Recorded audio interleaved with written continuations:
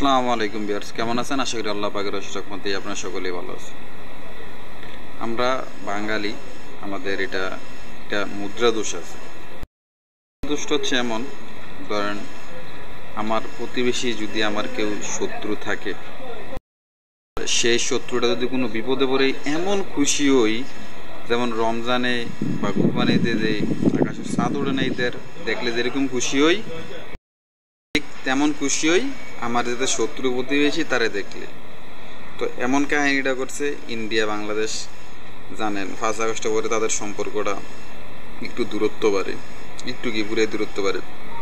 যখন মোদি আমেরিকা গেছিল এবং কি এর উপরে যেই ব্যাট আরোপের যে বিষয়টা, অনেক ব্যাট বাড়াইবো, ইন্ডিয়া ঠিক মতন ব্যবসা করতে পারতো না, এইটা ওনার পরে আমরা বাঙালি পাকিস্তানি এত খুশি হয়েছিলাম যে ইন্ডিয়া আবার বিপদও পড়বো।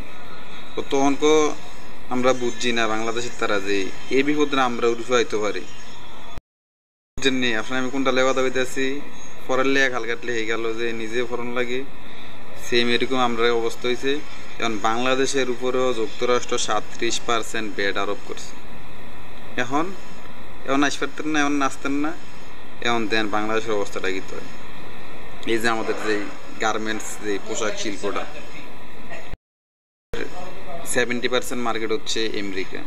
এখন 37% ব্যাট আরোপ করা হইল, যার কারণে এখন আমরা যে যুক্তরাষ্ট্রে যে মাল পাঠামো 37% ব্যাট দিতে হইব। এর আগে যেই ব্যাট ছিল 15%, এখন আপনি চিন্তা করেন দ্বিগুণের উপরে বাইরে গেছে। এখন ব্যবসায়ী এমনিতেই দেশে 5 আগস্টের আগের থেকে ছাত্র আন্দোলনের কারণেই গার্মেন্টস ব্যবসা মোটামুটি 10 নেমে গেছে। এখন যে অবস্থা, এখন কি করবো ব্যবসায়ীরা? আল্লাহ তুমি এই বিপদ থেকে আমরা উদ্ধার করো।